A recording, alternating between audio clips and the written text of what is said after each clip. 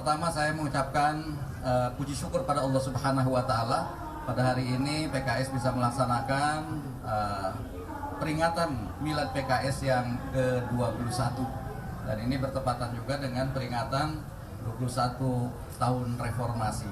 Kita mengetahui bahwa PKS lahir dari bukan sendiri tapi awalnya adalah Partai Keadilan.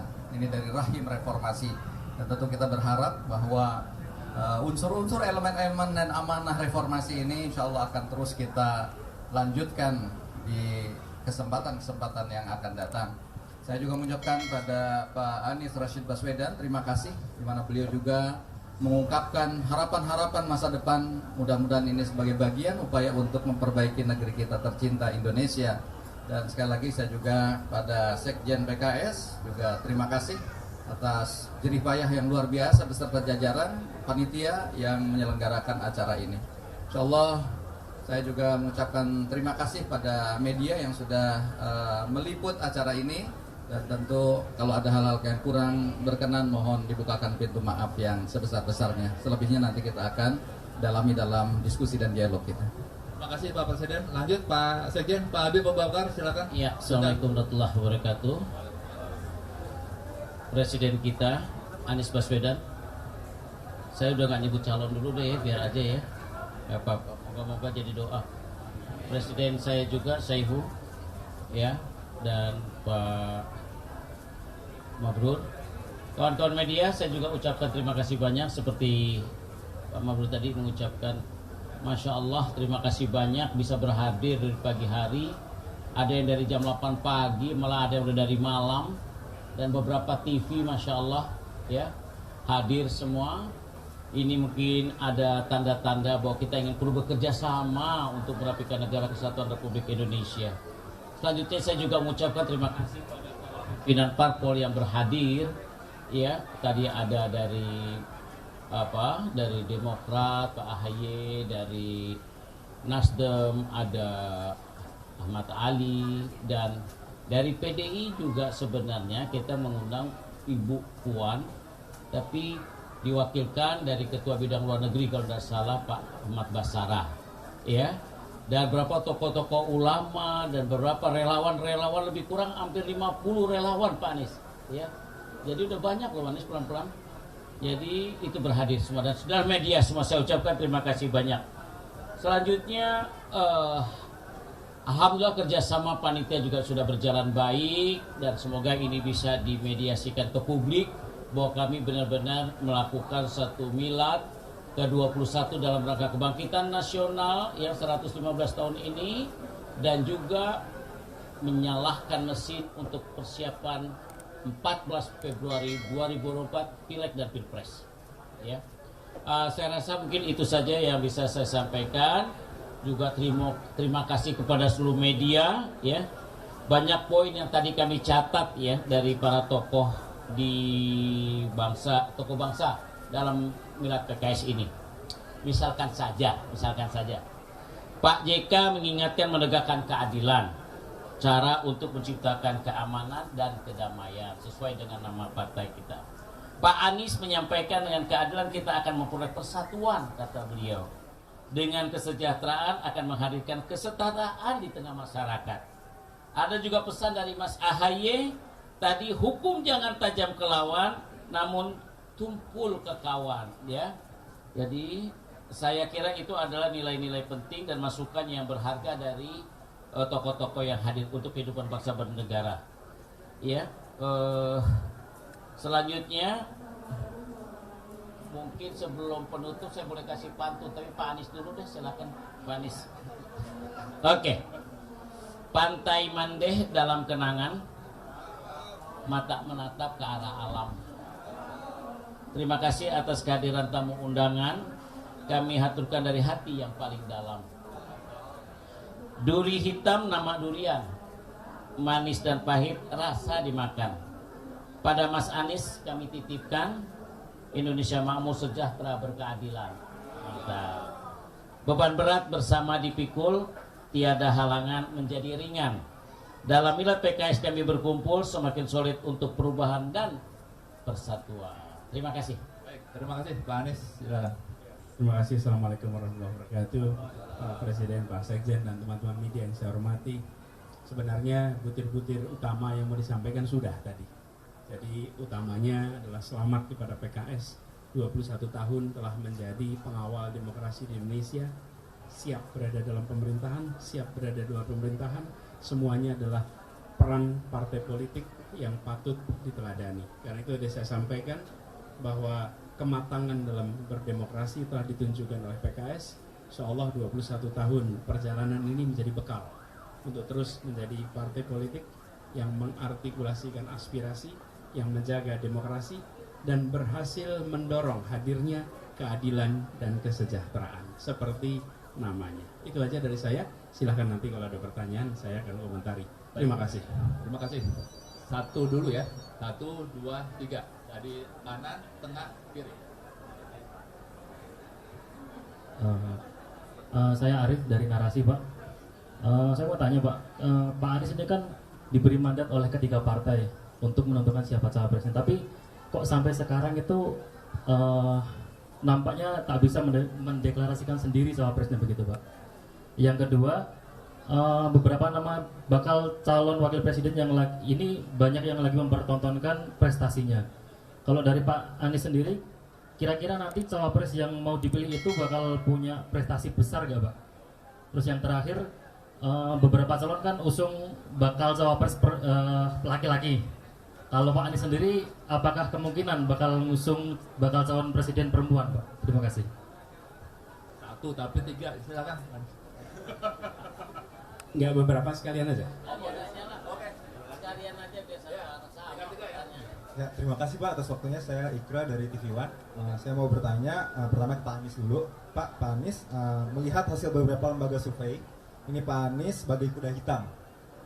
Karena bisa dibilang sudah dalam setahun terakhir ini elektabilitas angkanya ada di angka 21-22% di antara capres lainnya. Ini bagaimana tanggapan Bapak? Selanjutnya pertanyaan nomor 2, pemilu 2024 sebagai adu gagasan. Kalau boleh sedikit diberikan bocoran Pak, perubahan apa yang akan dibawa dalam bidang ekonomi ke depan, khususnya bersama PKS.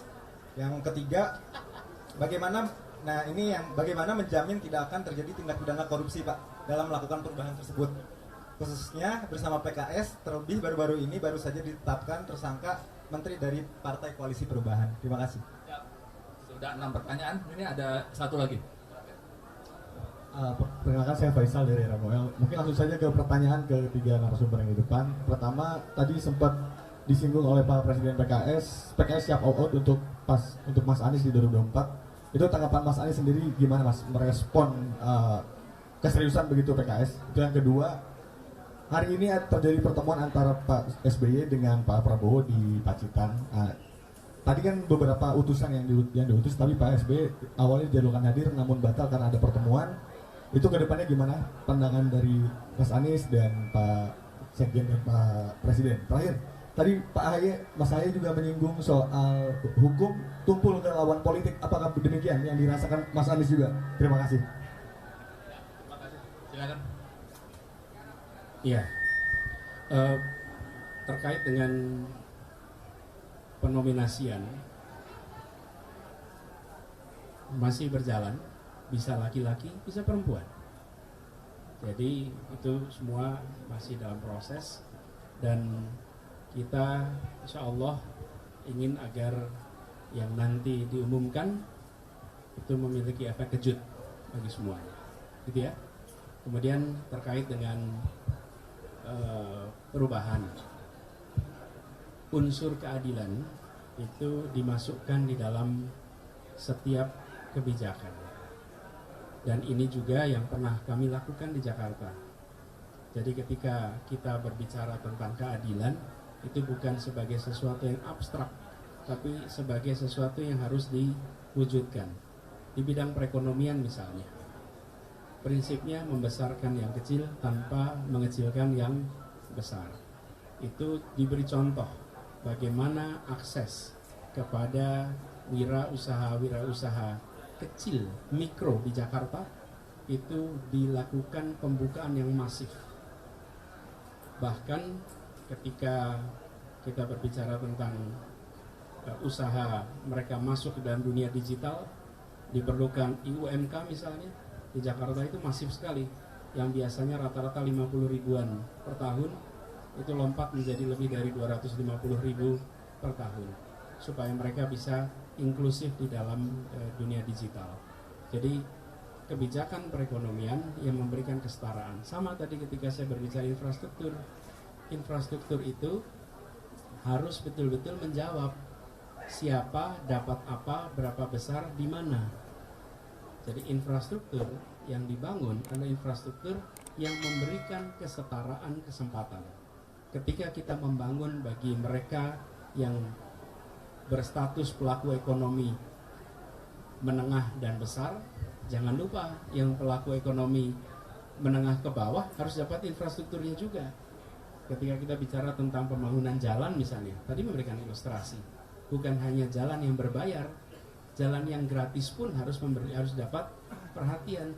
Coba bayangkan peternak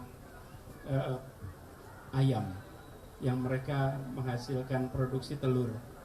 Berapa banyak telur yang rusak di jalan karena jalannya rusak. Ini contoh bahwa kita tidak bisa hanya memperhatikan yang tengah ke atas, tapi juga yang tengah ke bawah. Jadi prinsip kesetaraan, prinsip keadilan itu yang harus kita gaungkan sama-sama. Lalu pertanyaan mengenai soal hukum, itu adalah prinsip, bukan soal pendapat. Itu prinsip bahwa dalam kita menegakkan hukum itu harus sama pada semua. Karena itu kalau Anda lihat simbolnya hukum itu Dewi Keadilan ya, itu matanya ditutup. Kenapa matanya ditutup? Supaya dia dalam istilahnya veil of ignorance, dalam tabir ketidaktahuan. Tabir ketidaktahuan itu dia tidak bisa membedakan ini teman, ini bukan teman, ini bawah, ini atas, semua sama. Dan kalau ada tindak pidana korupsi maka harus tanpa kompromi dituntaskan. Harus, itu wajib. Jadi kita sebagai sebuah bangsa, komitmen kita apalagi di era reformasi ini tegas, jangan sampai kita memberikan toleransi sedikit pun. Dan kami berterima kasih dengan PKS, kita sudah berjalan bersama-sama selama ini. Jadi ini bukan perjalanan pertama, ini adalah meneruskan perjalanan yang sudah ada selama ini, gitu ya. Baik. Saya menambahkan aja ya apa yang tadi disampaikan sebagai yang terakhir ya, kaitan dengan bagaimana pertemuan SBY dengan Prabowo ya. Kami di koalisi ini sudah firm bahwa kita insya Allah 3 partai ini solid. Kalaupun ada pertemuan-pertemuan antara satu partai dengan yang lain, kita berikan juga keleluasaan dan kita saling berkomunikasi. Ya, kalaupun nanti ada hasil-hasilnya kita juga akan bahas bersama. Jadi apapun yang akan terjadi, ya, insya Allah akan nanti terkomunikasikan. Yang kedua, ya kita firm insya Allah. Kemarin kita sudah bertemu 3 partai ini, pimpinan partai. Insya Allah kita siap untuk mensolidkan koalisi ini dalam pemenangan di masing-masing partai untuk 2024 maupun pemenangan Pak Anies Rashid Baswedan dalam Pilpres 2024. Saya kira itu. Teman saya cuma ucapan terima kasih saja sama tim keamanan ya yang telah membantu mulai dari Polda sampai Polres ya. Terus yang kedua kepada seluruh peserta yang dari jauh-jauh yang hadir saya juga ucapkan terima kasih. Mohon maaf kalau pelayanan makanan dan minumnya kurang memuaskan ya, apalagi pada kakak-kakak media nih yang senior-senior sekali mukanya kelihatannya ya. Pastinya saya juga ucapkan terima kasih. Yang belum sempat makan minum silakan kita siapkan semua ya. Terima kasih banyak. Assalamualaikum warahmatullahi wabarakatuh. Kita cukupkan ya teman-teman media. Terima kasih atas kedatangannya ya. Kenapa? Tadi belum dijawab. Yang mana? Yang soal elektabilitas 21. Elektabilitas 21% belum Oh, dijawab. ya. Begini, begini. Pemilu itu 14 Februari. Jadi bagi kami Biasa. ini adalah satu perjalanan. Tentu harus kerja keras. Tapi kami terbiasa dengan berada di posisi nomor 3. Dulu juga begitu. Dan surveinya sering sekali sekarang ini. Jadi saya sampai kadang-kadang mikir, ini survei memotret opini atau survei membentuk opini ya? Gitu. Karena kok tiap minggu gitu ada. Tapi ya nggak apa-apa, itu haknya surveyor. Jadi saya melihat ini sebagai pemicu untuk kita kerja lebih keras, menjangkau semua, dan mengajak untuk berkompetisi dalam rekam jejak, rekam gagasan, dan rekam karya. Itu aja. Gitu ya? Oke. Ya. Sudah semua ya? Oke. Satu. Oke, satu lagi.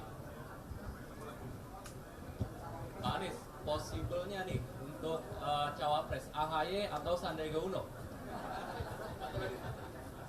Dalam pembicaraan. Pak, izin, iya, satu aja Pak. Tadi sembari meng-highlight beberapa nama-nama capres yang sudah muncul, misal Ganjar Pranowo yang sibuk saat ini keliling dengan lari pagi, terus Prabowo kemarin ketemu Adi, ketemu SBY, dan ketemu beberapa pejabat tinggi.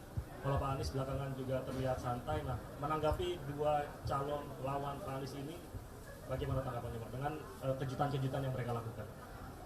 Kami lebih sibuk menawarkan gagasan. Dari mulai bicara tentang pembangunan berkelanjutan. Bagaimana subsidi kita kelak diatur secara berkeadilan. Jangan sampai alokasi subsidi kita justru diberikan kepada mereka yang tidak membutuhkan subsidi. Sementara mereka yang membutuhkan subsidi justru dilewatkan. Itu gagasan satu. Yang kedua, tadi bicara tentang ekonomi yang inklusif.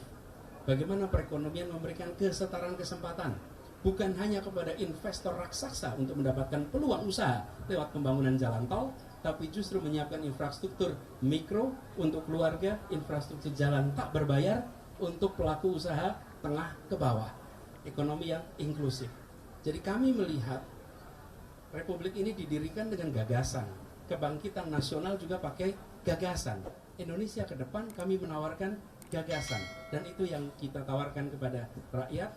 Insya Allah dengan perjalanan waktu akan makin banyak lagi gagasan yang disampaikan dari pihak kami kepada masyarakat. Adapun soal nama, tunggu tanggal mainnya. Thank you.